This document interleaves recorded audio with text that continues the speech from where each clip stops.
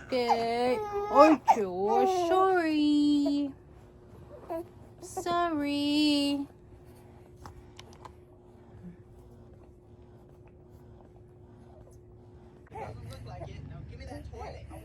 This is our nighttime routine. Nighttime routine is pinapadede ko siya ng last feeding niya for a day habang ako ay nagpa-pump. Hello. Nagilamo sa si Prime. Good morning! Hello! Good morning! Gusto mo yan, Toy mo? Gusto mo yan? Good morning, mommies. Ako ay may coffee. Nagpe-play ako ng online mass. Pero bago yon, tayo ay mag-aayos muna.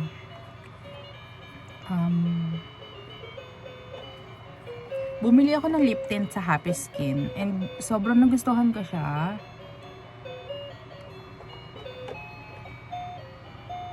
Ayan.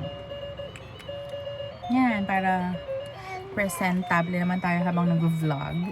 Actually, dalawa yung binili ko sa Happy Skin. Nakasale sila mga mommies and sa TikTok nakasale sila. Super mura lang, parang 200 plus na lang ata siya ngayon sa TikTok.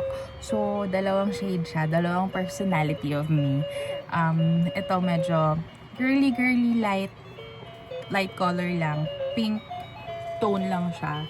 And ito, syempre ako, always red lip ako. Ever since red lips na talaga yung bagay sa akin. So, ayan, dalawang shade. So, pink and ito yung medyo berry red.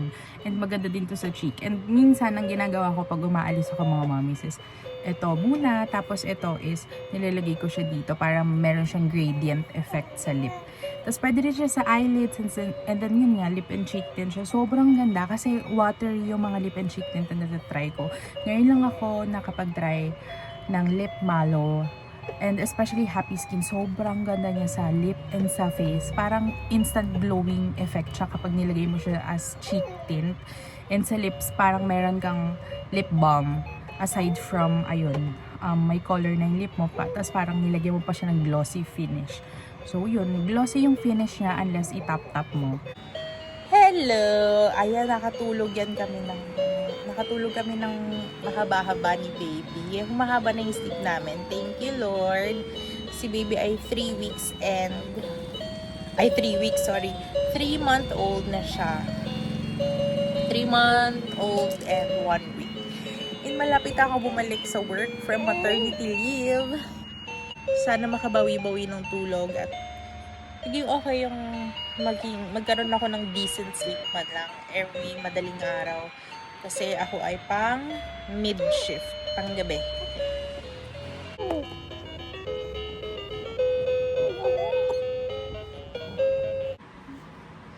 Ngayon ay tummy time naman ng aming activity.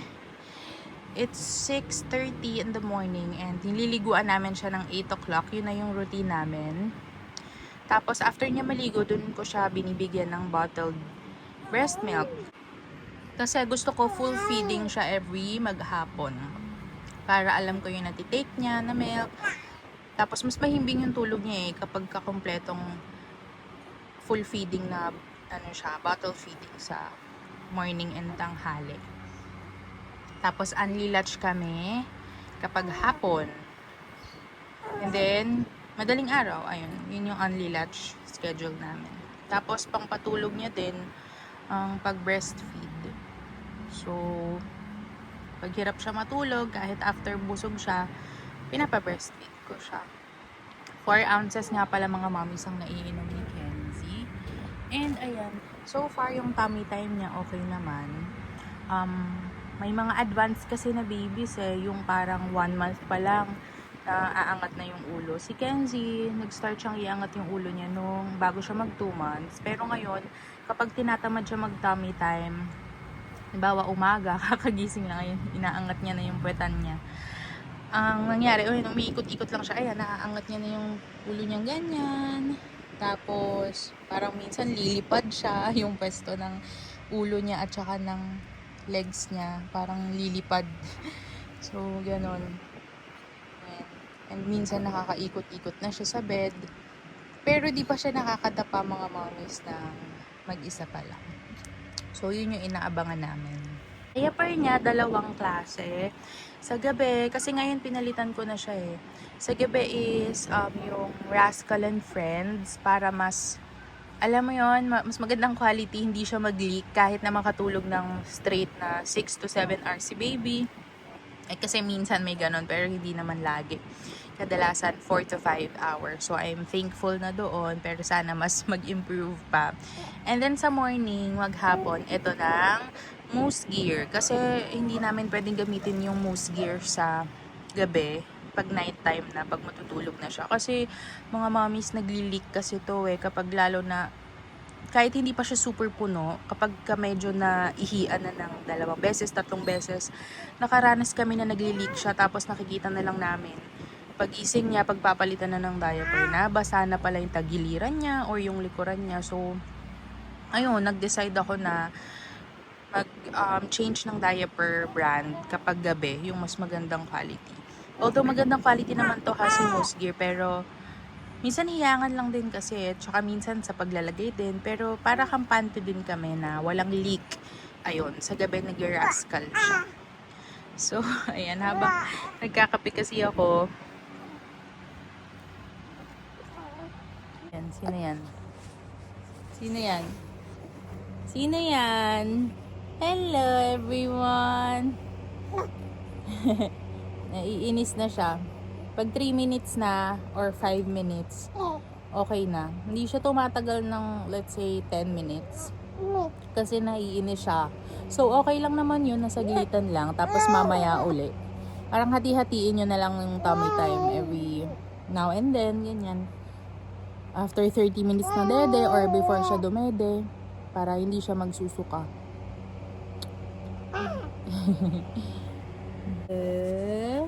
Hello, my love. Hello.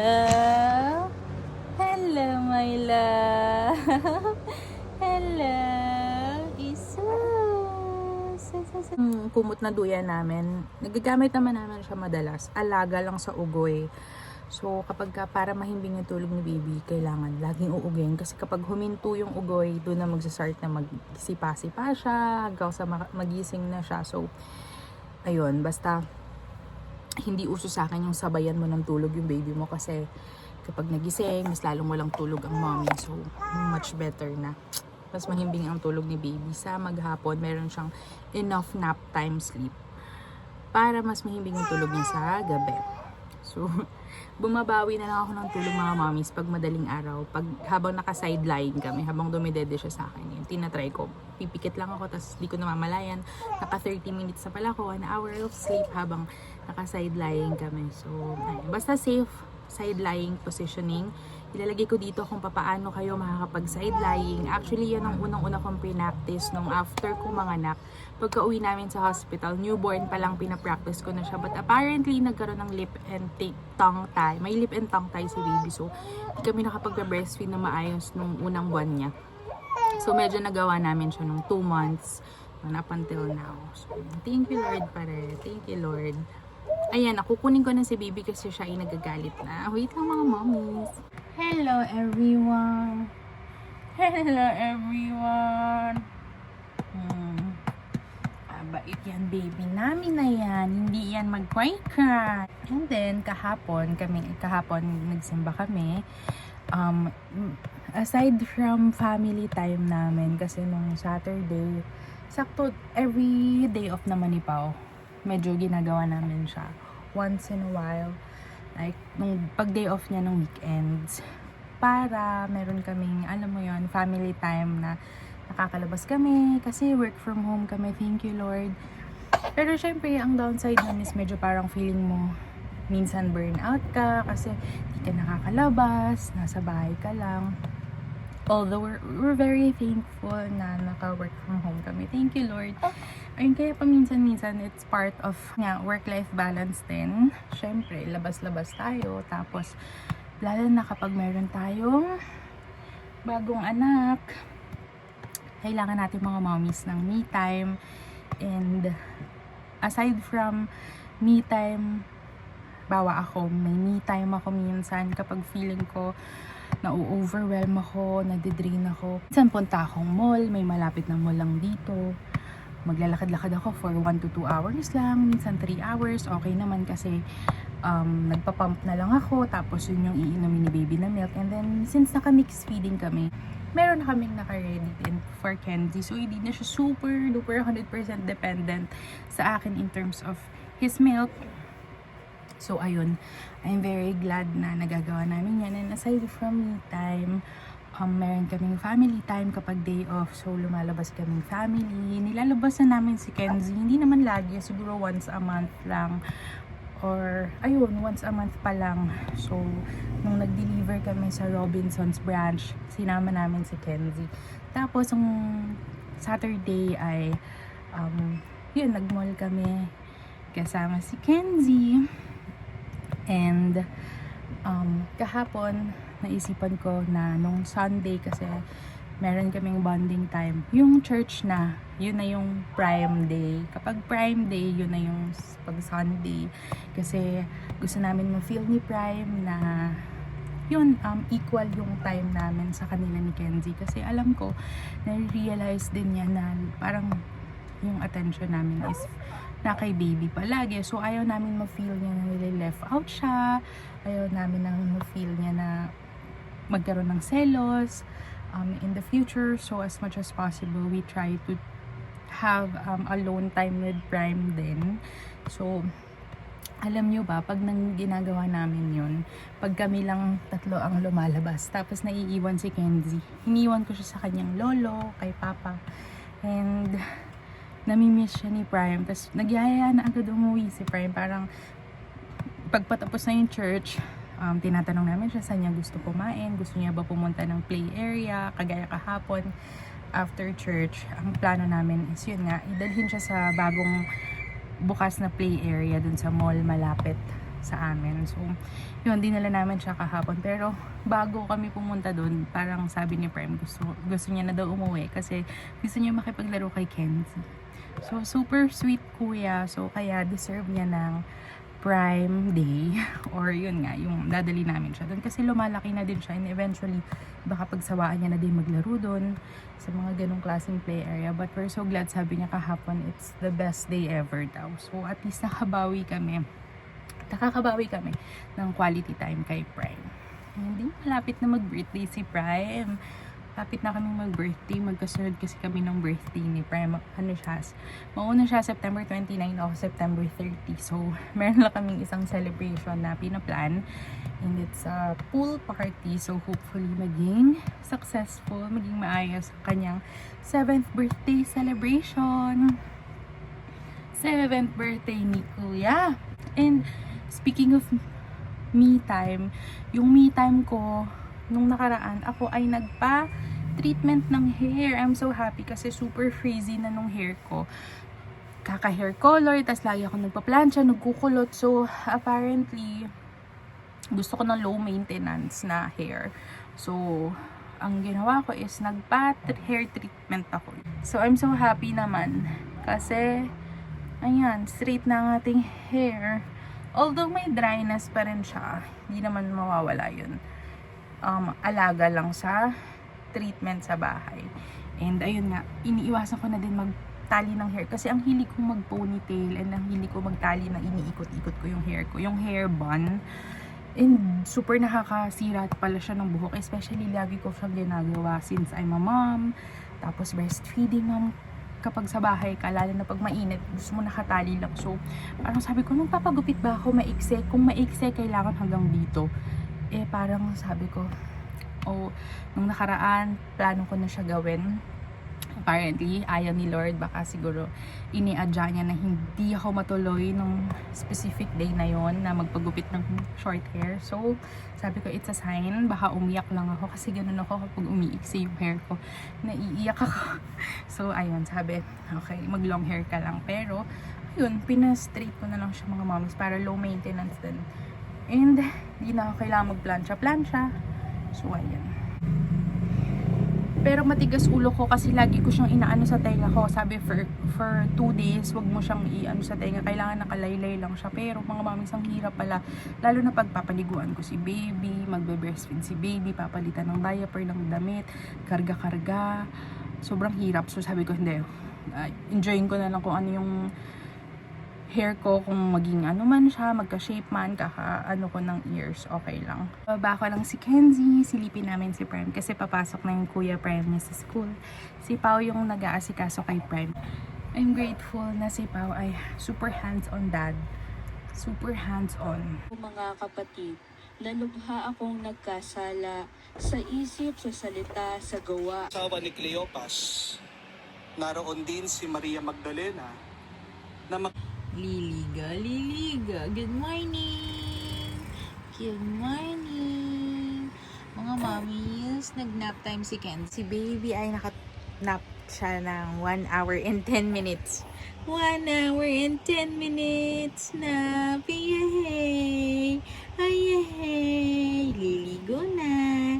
Liliga. Liliga.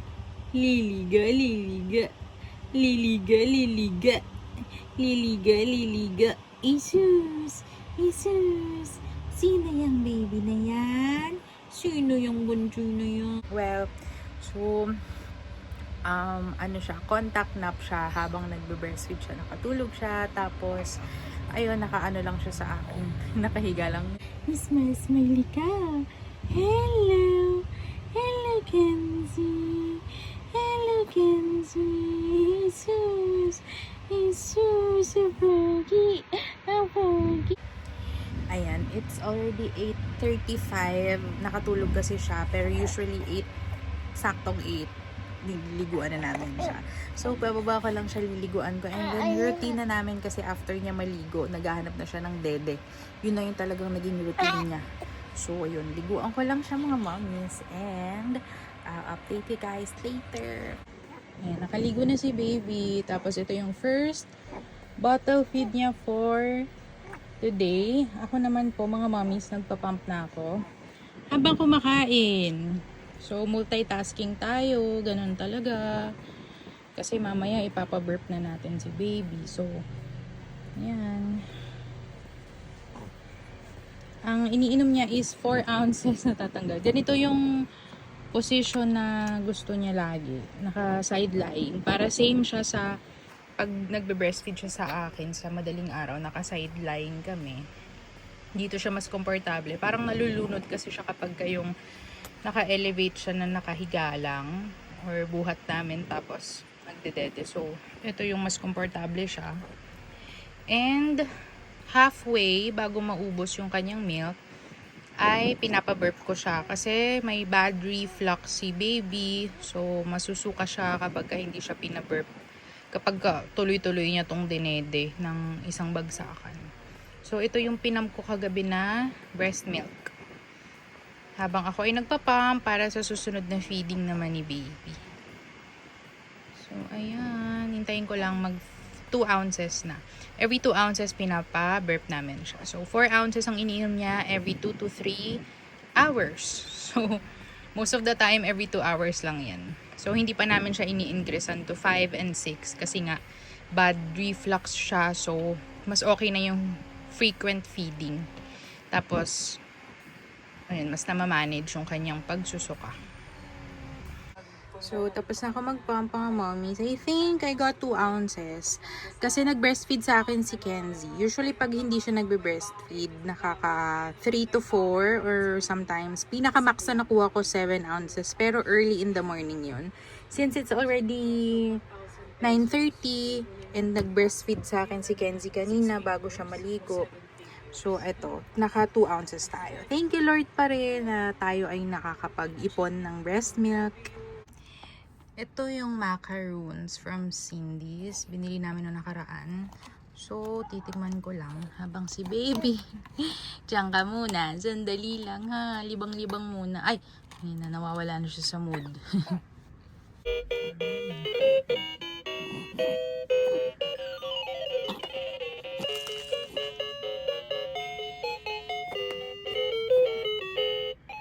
Yes! hickory dickory dock.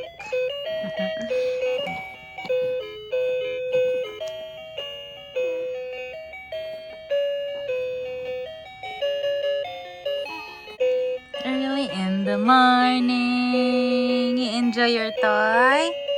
Wow!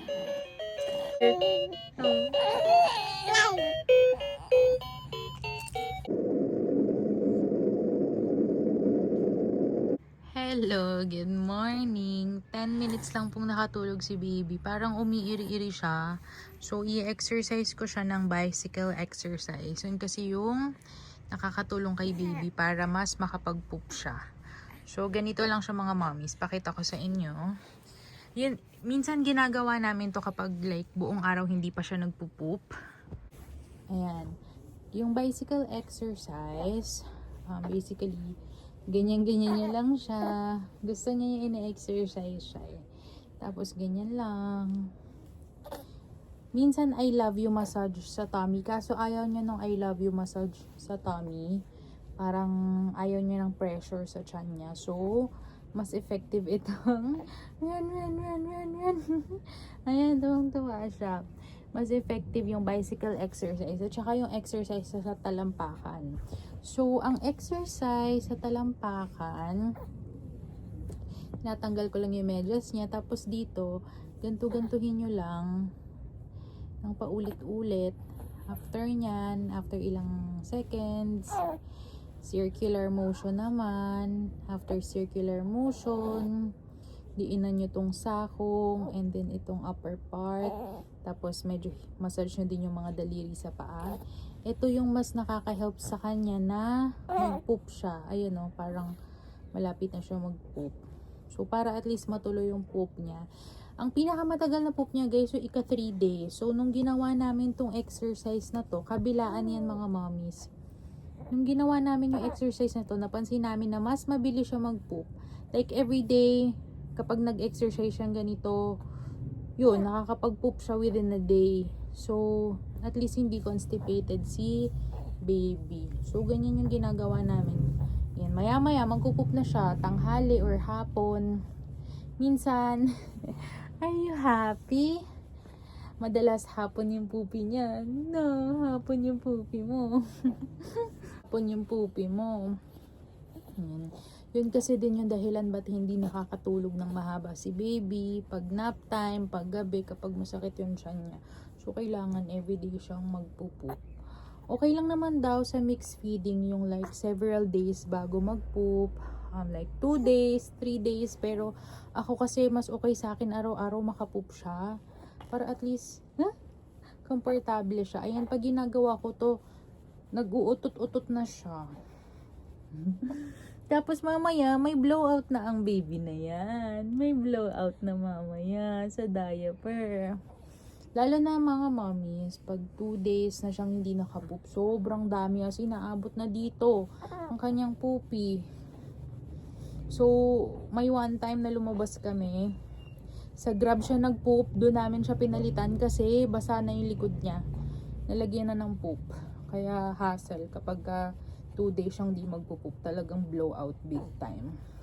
And syempre, mas gusto natin komportable ang tummy ni baby. Pwede din yung ganito mga mommy. So, 1, 2, 3, 4, 5, 6, 7, 8, 9, 10. Kabila naman.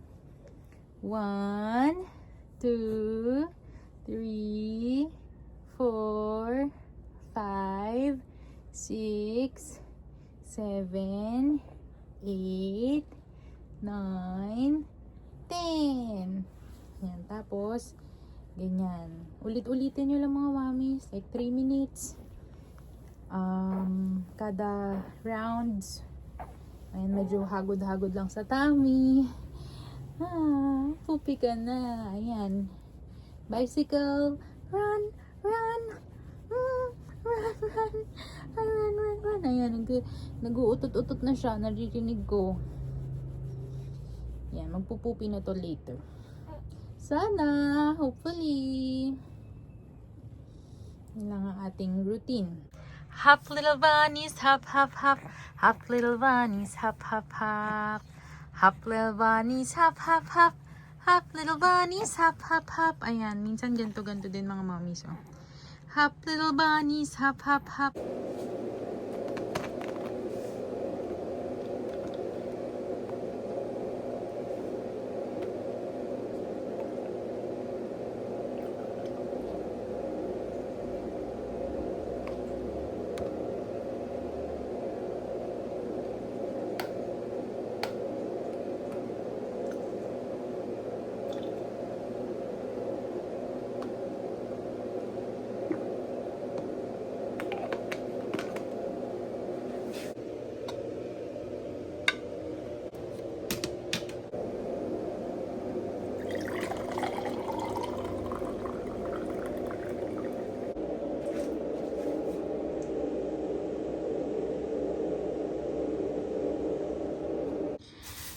We're back in the room mga mommies and lalagay ko lang yung milk ni baby kasi kailangan kong mag-prepare para at least kasi pag nagwawala si baby ayoko siyang, natataranta ako pag umiiyak siya, so ayoko siyang umiiyak ng matagal, kaya kapag gutom siya tapos kulang yung breast milk na napump ko all throughout the day, doon na kami nag-mix feed. So ito yung ating little corner. So ito yung milk ni baby, Hip Organic CS, kasi nga meron siyang bad reflux, so mas better sa kanyang tummy itong probiotic and prebiotic support. So 0 to 12 months siya, and ito isa sa mga variant ni Hip for certain babies, and dito naman siya nahiyang ever since ito yung binili namin. So ayan, sasaling ko lang to para tuloy-tuloy ang ating pagtitimpla ng milk. Hindi na kailangan yung mayat maya is scoop ng scoop. So ito itatak-tak na lang, ganyan. And good to go na. Tapos ito yung kanyang water, Wilkins distilled. So maliliit lang yung binibili namin mga mommies kasi hindi naman nauubos in a week. Like for example, 1 gallon or 1.5 liters. Sayang lang kasi within a week dapat makukonsume na ni baby yon, or else mas prone siya sa bacteria, ganyan. So, maliliit lang yung binibili namin para at least kahit papano is maubos siya within a week. So, or ilang araw lang, yun, nagsistock na lang kami ng mga ganito para mas, ano siya, mas mag-last siya.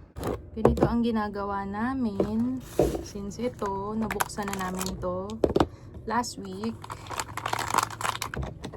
Yan, ito ang ating ilalagay.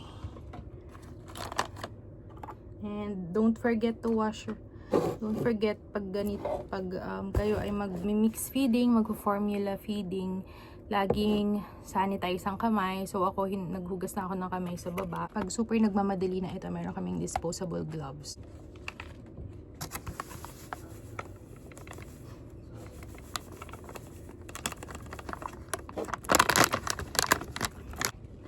Gagawa na lang ako mga mommies ng separate video kung ano sa tingin ko yung parang experience ko sa mixed feeding, kung ano yung tingin ko sa formula feeding.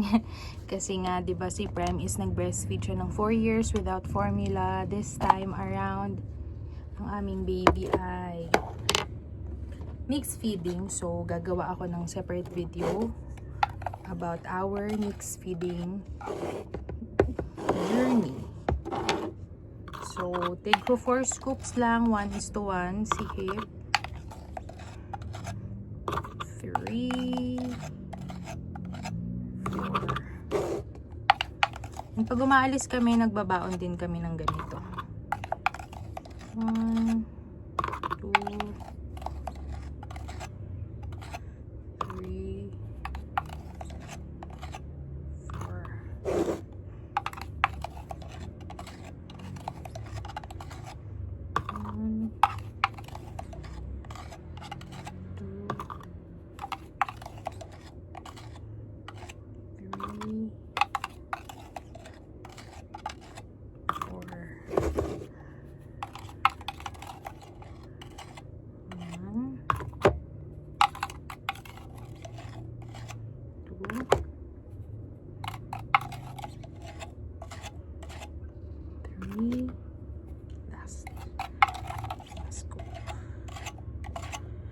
4. And then, bubuksan ko na yung, ayan, 4.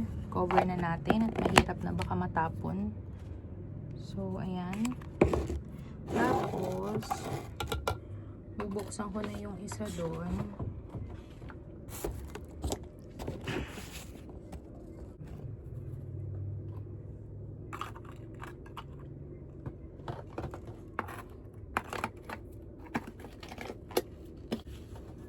Ayan.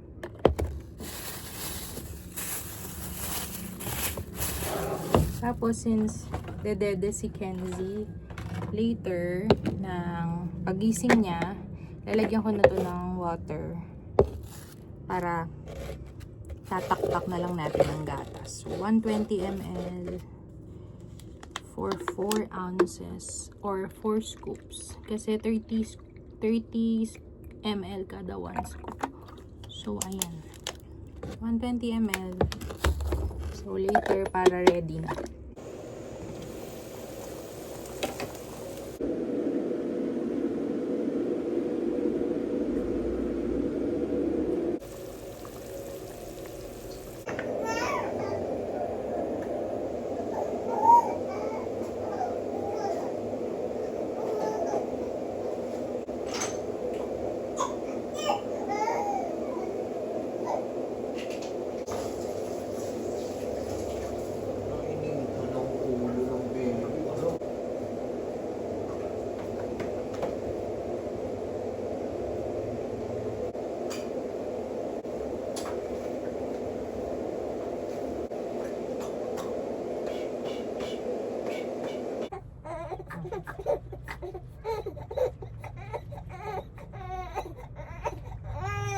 Okay.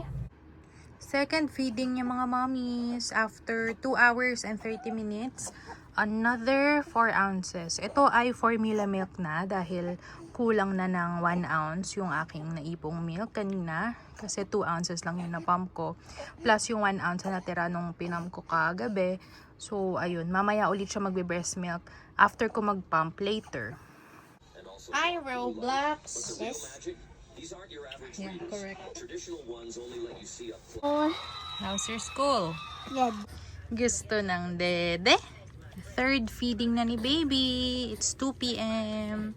Excited ng dede.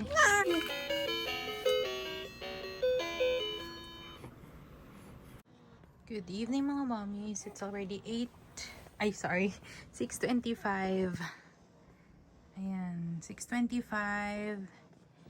And schedule na ng last feeding ni baby. And kapag bedtime na, ang pinapa-feed namin sa kanya is 5 ounces of formula milk para mas busog siya and mas humaba yung kanyang sleep.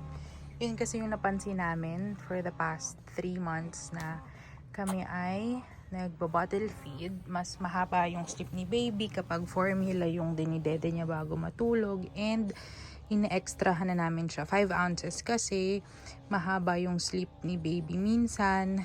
So, pinakamatagal umabot na parang 8 hours siyang walang dede. So, ginagawa na namin na 5 ounces. So, 5 ounces yan. Papa-burp ko siya after 2 ounces. And yung gamit namin lagi sa gabi is itong anti-colic na bottle from Philips Avent para mas less air yung kanyang madede. Less pagsusuka kasi kawawa naman pag sa gabi mas lungad pa rin siya ng lungad. So ayun, good night mga mommies.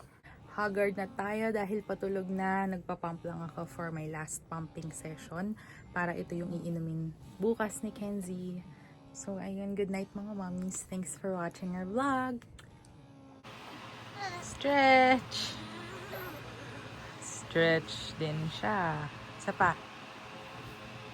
I don't think I can stretch anymore. That's all I can. Stretchy. Stretchy! Stretchy!